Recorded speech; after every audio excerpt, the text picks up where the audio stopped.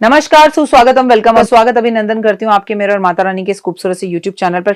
हम बांसुरी से जुड़े उपाय आपको बताने जा रहे हैं। जो वास्तु शास्त्र के अनुसार बांसुरी को बहुत ही खास चीज बताया गया है और आपके वास्तु दोषों को दूर करने के लिए इसके बहुत से उपाय बताए गए हैं। और वैसे भी इनके पास जो चीज हो वो खास ना हो ऐसा तो हो ही नहीं सकता। तो कान्हा के पास बांसुरी हो या कान्हा के पास मोर पंख हो या वो राधा रानी हो, इनके पास हुई या वो 5 पांडव हो, जो इनके साथ जुड़ गया, जो इनके सानिध्य में जुड़ गया, वो अपने आप ही खास हो जाता है। सबसे पहले आप सभी को कृष्ण जन्माष्टमी की हार्दिक शुभकामनाएं। आपको कृष्ण जन्माष्टमी वाले दिन कुछ भी भगवान पर अर्पण करना है करिए, लेकिन आपको बांसुरी अर्पण जरूर करनी चाहिए। कृष्ण जन्माष्टमी वाले दिन बांसुरी खरीद कर लाएं और भगवान को चांदी की बांसुरी अर्पण करें। अगर आप चांदी ना खरीद पाए तो आप नकली प्लास्टिक की, इवन आप अपने हाथ से बनाकर भी, अगर आप विदेश में हैं, पर इस दिन अपनी मनोकामना बोलते हुए कृष्ण की जन्माष्टमी पर ठीक रात्रि 12 बजे उन्हें बांसुरी अर्पण जरूर करें। ऐसा माना जाता है कि आपके ऑफिस में आपके अगर वर्कर्स आपको परेशान कर रहे हैं कार्यस्थल पर, अगर वो आपकी बात नहीं सुन रहे हैं तो वहां पर 2 बांसुरी रखनी चाहिए। ऐसा करने से वर्कर से जुड़ी हुई समस्या दूर होती है। कई बार व्यक्ति बड़ी मेहनत करता है पर उसके हाथ में निराशा लगती है, उसकी दुकान नहीं चलती, उसका ऑफिस नहीं चलता, उसकी फैक्ट्री नहीं चलती। कृष्ण जी के मंदिर में जाकर कृष्ण जी की बांसुरी जो उन्होंने हाथ में पकड़ी हुई है, वहां के आप पंडित जी से ये बांसुरी मांग लीजिए और उनसे कहिए कि आज के दिन मुझे कृष्ण की कोई पुरानी बांसुरी दे दो, और वो अपने पास लाके रखिए। आपका वक्त बदल जाएगा। अगर पति पत्नी दोनों झगड़ते रहते हैं, मनमुटाव है, शादीशुदा जिंदगी अच्छी नहीं चल रही, तो बेडरूम की छत पर 2 बांसुरियां लटका देनी चाहिए लाल रंग के रिबन से बांधकर। ये भी आपको कृष्ण जन्माष्टमी वाले दिन करना चाहिए। इससे आप लोगों के रिश्ते बहुत अच्छे हो जाएंगे। कहते हैं जिस घर में बांसुरी रखी हो वहां पर किसी भी तरह का अशुभ कार्य नहीं हो सकता।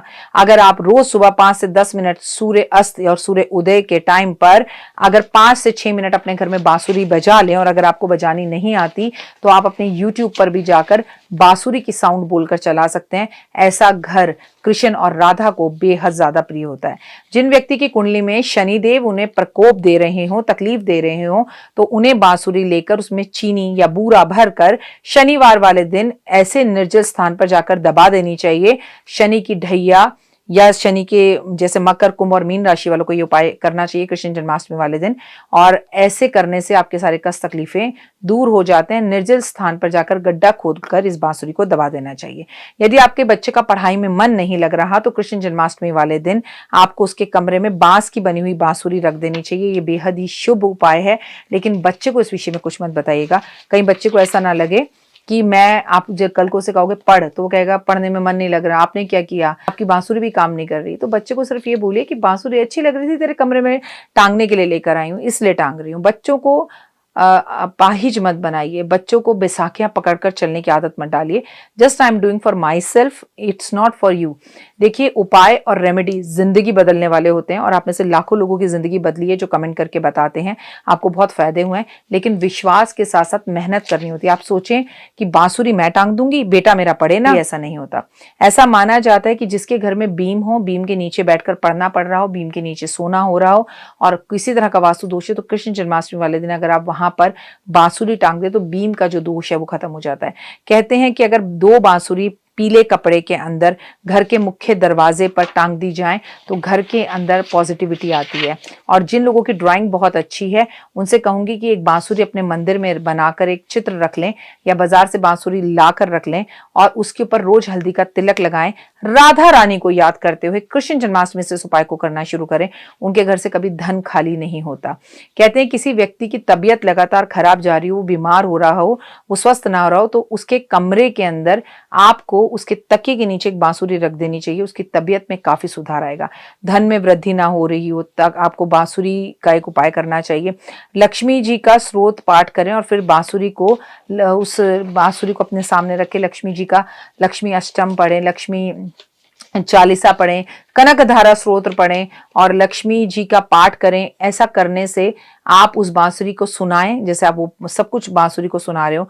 आप लक्ष्मी सहस्त्र नाम का पाठ करें, विष्णु सहस्त्र नाम का पाठ करें, तो आप महसूस करेंगे कि वो बांसुरी तिजोरी या गले या ऑफिस में रखने से आप काम आपके बनने लगे और पैसा घर में आने लगा। जन्माष्टमी पर बांसुरी जो है भगवान को अर्पण करने सबसे आसान उपाय, लेकिन सबसे खास उपाय। घर में बांसुरी जरूर होनी चाहिए।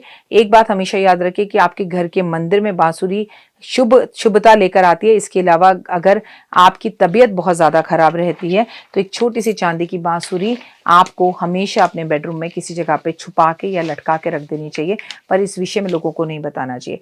बांसुरी आप अपनी संतान को गिफ्ट के रूप में ज़रूर दें। और सबसे बड़ी बात यह है कि अगर आपके बच्चे के साथ आपके संबंध खराब है और वो आपकी कोई भी बात नहीं सुनता, तो ऐसे बच्चे के पलंग के अंदर, क्योंकि अब तो बॉक्सेस खुलते हैं ना पलंग के, उसे खोलकर वहां एक बांसुरी रख देनी चाहिए। इससे बहुत फर्क पड़ता है। प्रमोशन अगर आपको नहीं मिल रही है तो आप पीले कपड़े के अंदर एक बांसुरी लपेटकर अपने लैपटॉप बैग में रख लें, प्रमोशन मिलनी शुरू हो जाएगी। आपको अपने कपड़ों की अलमारी में और जहां आप जेवरात जायदाद रखते हैं, जहां आपके मकान के पेपर हैं, वहां पर भी आपको एक बांसुरी सोने की जरूर रखनी चाहिए। अगर आप अपनी 25वीं एनिवर्सरी पर अपनी पत्नी को सच में कोई गिफ्ट देना चाहते हैं तो आपको 2 सोने की बांसुरियां इतनी छोटी छोटी सी, देखिए जैसे कन्हैया ने छोटी सी पकड़ी हुई है, इतनी छोटी सी बांसुरी उन्हें गिफ्ट दीजिए। और अगर आपकी 25वीं शादी की सालगिरह निकल गई और आप सोच रहे हैं अब क्या करें, तो इस बार उन्हें कृष्ण जन्माष्टमी पर ये सोने की बांसुरी देखिए, क्या होगा ये तो आप खुद मुझे कमेंट करके बताएंगे कमेंट्स में। जय माता।